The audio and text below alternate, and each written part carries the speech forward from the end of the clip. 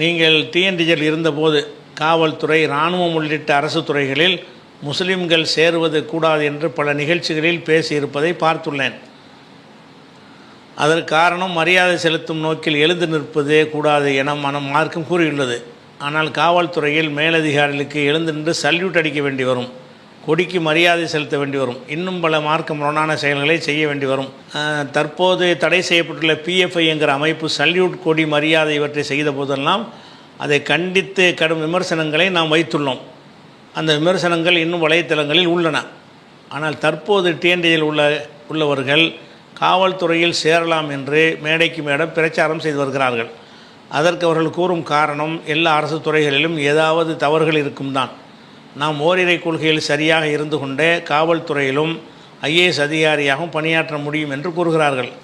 அப்படியானால் சல்யூட்டு, கொடி, மரியாதை போன்ற வரம்பெரிய செயலெல்லாம் ஷிர்கில் சேர்ந்தும் என்று அன்று பேசியது தவறா, அல்லது இந்த இவங்களுடைய நிலைப்பாடு தவறா? அதிகார மட்டத்தில் பாசிசம் சூழ்ந்துள்ள நாட்டில் ஒருவர் ஈமானோடு காவல்துறையிலும் ஐஏஎஸ் அதிகாரியாக பணியாற்ற இயலுமா? மார்க் அடிப்படை விளக்கம் தரணும்னு கேட்குறாங்க. அதாவது இந்த போலீஸு, இராணுவம் இந்த மாதிரியான துறைகளில் பொதுவாக பணியாற்றலாமான்னு கேட்டால் பொதுவாக பணியாற்றலாம். அது ஒரு வேலை. நாட்டை பாதுகாக்கிறதுங்கிறது அது ஒரு நன்மை தரக்கூடிய ஒரு காரியம்தான். மக்களை பாதுகாக்கிறது தானே போலீஸுடைய வேலை. அப்படிங்கிற வகையில் அதுவும் ஹராமான தொழில் கிடையாது, ஹராமான வேலைன்னு சொல்ல முடியாது. ஆனால் அதிகமான நாடுகளில் இந்த போலீஸ், இராணுவம் என்பது அரசாங்கம் செய்கிற ஒரு அநியாயத்திற்கு ஒத்துழைப்பு தரக்கூடியவர்களாக ஆக்கப்பட்டிருக்கிறார்கள். இன்றைக்கி உள்ள நிலைமை அப்படி இருக்குது. உதாரணமாக மக்கள் ஒரு விஷயத்துக்காக போராடுறாங்கன்னு வைங்க. போராடுறதுக்கு நம்ம தான் உரிமையும் கொடுத்து வச்சுருக்கோம் அரசியல் சாசனத்தில். நம்மளுடைய எந்த ஒரு செயல்பாட்டிலையாவது மக்களுக்கு அதிருப்தி வந்தால் அவங்க கத்தத்தான் செய்வாங்க. ஆனால் போராடுற மக்களை அடித்து தாக்குறாங்கல்ல, சார்ஜுன்னு சொன்னோன்னா அடிக்கணும், புட்டி அடி பின்னி எடுக்கணும். அவன் போராடினவனா பக்குவமாக கூப்பிட்டு ஒரு குண்டாக்கட்டாக தூக்கிட்டு போய் அப்புறப்படுத்தி விடணும்னு மேற்கத்திய நாடுகளில் செய்வாங்க. இங்கே நம்ம நாட்டில் என்ன இருக்குதுன்னு கேட்டால், போராடுறவன் அதிக கூட்டமாக இருந்தான்னு சொன்னால் அவனை லத்தி சார்ஜ் பண்ணி என்ன செய்கிறாங்க, அடித்து விரட்டணும்னு ஆர்டர் பண்ணுறாங்க. அப்போ இதில் போலீஸாக இருக்கக்கூடியவர் அதை மீற முடியுமா? அவரும் சேர்ந்து அடிக்கத்தான் செய்யணும், இல்லாட்டி நடவடிக்கை எடுத்துருவாங்க. அதே மாதிரி ஒரு குற்றம் சாட்டப்பட்டவன் வழக்கு நடந்துக்கிட்டு இருக்கிறது, அவனை சட்டத்தின்படி தான் தண்டிக்கணும். ஆனால் நமது நாட்டில் என்ன செய்கிறாங்கன்னா, காவல்துறையினரை என்கவுண்டருங்கிற பேரில் பொய்யாக சொல்லி கொள்கிறாங்க. பொய்யாக சொல்லி என்ன செய்கிறாங்க, போலீஸாரை தாக்க முயன்றால் அதனால் சுட்டு கொண்டுறோங்கிறாங்க. ஏன்னா சில சில சில குற்றம் செய்தவர்கள் மீது மக்களுக்கு கடுமையான கோபம் இருக்கும். அவங்களுக்கு என்ன நினைக்கிறாங்கன்னா, ஏதாவது ஆளை போட்டு தட்டால் தான் நல்லதுன்ற அளவுக்கு மக்கள் நினைப்பாங்க. அதுக்கு தீனி போடுவதற்காக என்ன செய்கிறாங்கன்னா, அரசாங்கத்தில் அனுமதியை வாங்கி ரகசியமாக வாங்கி போலீஸார் என்ன செய்கிறன்னா, சும்மா இருக்கிறவனை கூட்டிகிட்டு போய் அவன் ஒரு போலீஸ்காரரை சுட்டாண்டு பொய் சொல்லி அவனை என்கவுண்டர் போட்டு தள்ளிடுவாங்க. ஏன்ப்பா என்கவுண்டர் போட்டிங்கன்னா, எங்களை பாதுகாத்துக்கிறதுக்காக போட்டோன்னு சொல்கிறாங்க.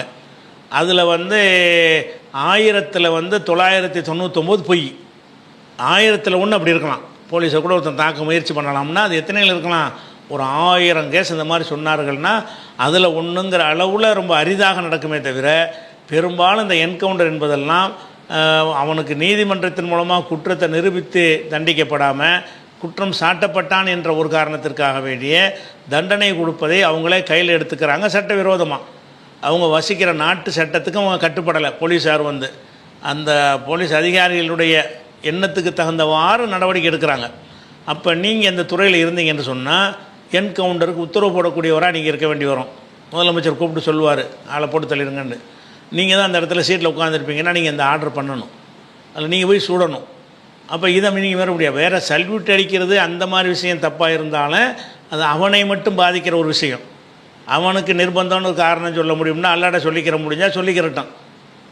நிர்பந்தம் இல்லைன்னு நினைக்கிறவங்க விட்டுடலாம். அதை தாண்டி பெரிய விஷயம் என்னன்னு கேட்டால், பிறருக்கு அநீதிழைத்தல் இருக்கா இல்லை? இதில் இந்த துறை ரெண்டுமே பிறருக்கு அநீதிழைக்கிறாங்களா இல்லையா? அதே மாதிரி ஒருத்தனை பிடிக்கலன்னு சொன்னால் ஒரு ஆளுங்கட்சி ஏற்று கேட்டான்னு வைங்க, அவன் மேலே ஏதாவது பொய் கேஸை விடுங்கன்னு அரசாங்கத்தில் சொல்லுவாங்க. உடனே போலீஸார் என்ன செய்வாங்க, அதுக்கு ஒரு கேஸை ஜோடித்து பொய் வழக்கு போட்டு கஞ்சா வச்சுருந்தான் அப்படின்னு வச்சுருந்தான்னு சொல்லி என்ன செய்வாங்க, பொய் வழக்கு போடுவாங்க. அவன்கிட்ட கஞ்சா இருந்திருக்காதுன்னு தெரிஞ்சு கூட கஞ்சா இருக்குன்னு வழக்கு போடணும். நீங்கள் ஒரு இன்ஸ்பெக்டராக இருந்தீங்கன்னு சொன்னால் எஸ்பி சொன்னார்னா நீங்கள் போட்டு தான் ஆகணும். அப்போ இன்ஸ்பெக்டர் வேலையிலேருந்து நான் சமுதாயத்தை பாதுகாப்பதற்காக போகிறேங்கிறீங்க. அப்பாவி மேலே பொய் வழக்கு போடணுன்னு மேலதிகாரிகளை அரசாங்கம் சொல்லுது. மேலதிகாரிகள் உங்களுக்கு சொல்கிறாங்க, கீழதிகாரிகளுக்கு நீங்கள் அந்த வழக்கை போடுறீங்க. இது இஸ்லாத்தில் அனுமதிக்கப்படுமா? இதை செய்கிறதுக்காக அந்த வேலைக்கு போய் அடுத்தவனை வந்து குற்றவாளி நாக்கி அவனை சித்திரவதை பண்ணி அடித்து அதுக்கு உள்ளதா இஸ்லாம் வந்து இல்லை. அதே மாதிரி விசாரணைக்கு கூட்டிகிட்டு போய் லாக்கப்பில் வச்சு அடி பின்னுறாங்க, அடித்தே சாவடிக்கிறாங்க. நீ ஒரு சாதாரண கான்ஸ்டபிளாக இருந்தீங்கன்னு சொன்னால் நீனும் சேர்ந்து அடிக்கணும். அதிகாரி உத்தரவு போட்டால் என்ன செய்யணும்? சட்ட விரோதமாக அடிக்கணும். அல்லது நீ ஒரு கான்ஸ்டபிளாக இல்லாமல் நீ ஒரு அதிகாரியாக இருந்தீன்னு சொன்னால் அடிக்க சொல்லி உத்தரவு போடக்கூடியவராக நீ இருக்கணும். ஏன்னா அடிக்க சொல்லி மேலேருந்து ஆர்டர் வந்துருச்சு, அவனை அடித்து போடுங்கண்டு. அப்போ இந்த மாதிரி அப்பாவிகளை குடிச்சிட்டு அடிக்கிறான்னு அந்த போலீஸ் அவனவ அடிக்கிறான், அவனுக்கு மேலேருந்து ஆர்டர் வருது. அப்போ அதாவது இவங்க வந்து நாட்டுடைய நன்மைக்காக வேண்டி இந்த துறை பயன்பட்டுச்சுன்னு சொன்னால் இது ஒரு நல்ல ஒரு வேலை தான். ஆனால் இதில் 90% நாட்டுடைய நன்மைக்கெல்லாம் பயன்படுறது கிடையாது. எதிர்க்கட்சிகளை பழி வாங்குறதுக்கு, போலீஸுக்கு பிடிக்காதவனை பழி வாங்குவதற்கு, அல்லது ஒரு பணக்காரனுக்கு சார்பாக ஒரு ஏழையை பழி வாங்குவதற்கு, அப்படியான காரியங்களுக்கு தான் இந்த காவல்துறை வந்து பயன்படுது. பொய் விளக்க போடுறாங்க ஒன்று. அடுத்து என்ன பண்ணுறாங்கன்னு கேட்டால், எந்த ஒரு விஷயமாக இருந்தாலும் லஞ்சம் நீங்கள் வாங்கணும். லஞ்சம் நீங்கள் வாங்க மாட்டேன்னீங்கனாலும் மேலதிகாரி விட மாட்டார். ஏன்னு கேட்டால் லஞ்சத்தில் படிப்படியாக எல்லோரும் கமிஷன் போகும். கீழே இன்ஸ்பெக்டர் வாங்குகிற லஞ்சம் வந்து சப் இன்ஸ்பெக்டர் வாங்குகிற லஞ்சம் வந்து இன்ஸ்பெக்டருக்கு போகும். இன்ஸ்பெக்டருடைய பங்கில் இருந்து டிஎஸ்பி எஸ்பி வரைக்கும் போகும், மேலே வரைக்கும் அதுக்கு போகணும். நீங்கள் லஞ்சம் வாங்கலை, நான் வாங்கலை சேவை செய்கிறேன்டிகள்னா உங்கள் மேலே ஏதாவது துறை ரீதியாக பொய் சுமத்தி நடவடிக்கை எடுத்துருவாங்க. அப்போ லஞ்சம் வாங்க வேண்டிய நிர்பந்தத்துக்கு உள்ளாகும்போது நீங்கள் லஞ்சம் வாங்கி ஒரு தனியாக கடமையை செய்வதற்கு உங்கள்கிட்ட வந்து உதவி கேட்குறான். நீங்கள் என்ன செய்கிறீங்க? காசை வாங்கிட்டு அதுக்கு தகுந்த மாதிரி செய்கிறீங்க. அப்படி இருக்குது. மாமூல் வாங்குறது, தெருவில் ரோட்டில் கடை போட்டிருப்பான், கடை போடக்கூடாது சட்டமாக இருந்தால் போடுறது தடு, போட அனுமதி இருந்தால் முறைப்படி அரசாங்கத்தில் எங்கப்பா அனுமதி வாங்கினார் பேப்பர்னு காட்டு. இப்போ என்ன நடக்குது? நடைபாதையில் வைக்கிற எல்லா கடைக்காரர்களுக்குமே போலீஸார் என்ன செய்வாங்க? நீ கடையை போட்டுக்க, டெய்லி 200 கொடு அப்படின்னு சொல்லி மாமூல் வாங்குறாங்களா? வாங்குறாங்க. அவன் கொடுக்கலன்னா அவன் கடையை அடித்து உடைச்சு என்ன செய்கிறாங்க? விரட்டி விட்றாங்க. இப்படி 1-2 கிடையாது. போலீஸும் இராணுவமும் செய்யக்கூடிய தவறுகள் வந்து அப்பாவிகளை அழிப்பதற்குத்தான் இந்தியா போன்ற பல நாடுகளில் பயன்படுத்தப்படுகிறார்கள். நம்ம அதில் போய் நம்ம இருக்கலாமா? இருந்தால் இதுக்கெல்லாம் அல்ல. நீ வந்து கொடி வணக்கத்துக்கு கேட்டால் நிர்பந்தத்துக்கு பண்ண நீ சொல்லிக்கிறலாம். எதுக்கிட்ட அவனை அடித்து கொன்றுண்டு அது நிர்பந்தம்? இன்னொருத்தனை கொள்றதுக்கு நிர்பந்தமா?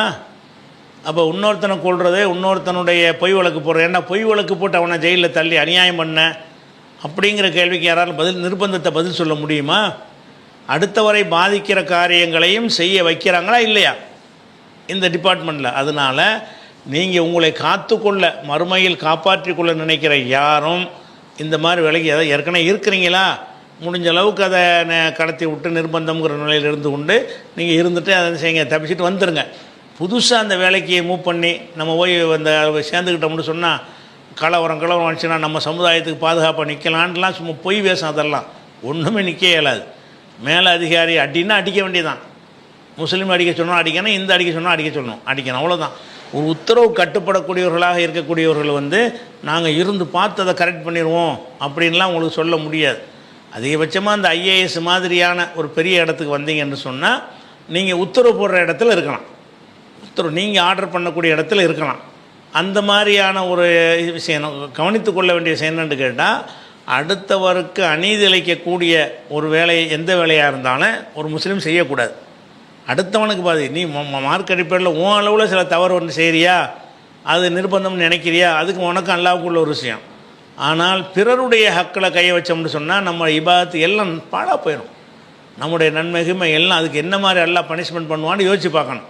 அதனால் இதில் போய் ஏதாவது சும்மா அற்ப சம்பளம் கிடைக்குங்கிறதுக்காக வேண்டி நம்ம இந்த மாதிரி அதில் போய் சேர்ந்து அடுத்தவனை அடிக்கிறதுக்கும் தீமைக்கு துணை செய்கிறதுக்கும் அக்கிரமத்துக்கு துணை செய்வதற்கு நம்ம ஏன் நிற்கணும் அப்படின்ட்டு தான் நல்ல ஒரு மனிதர்கள் நினைக்க வேண்டும். அதான் சொல்ல வேண்டிய விஷயம்.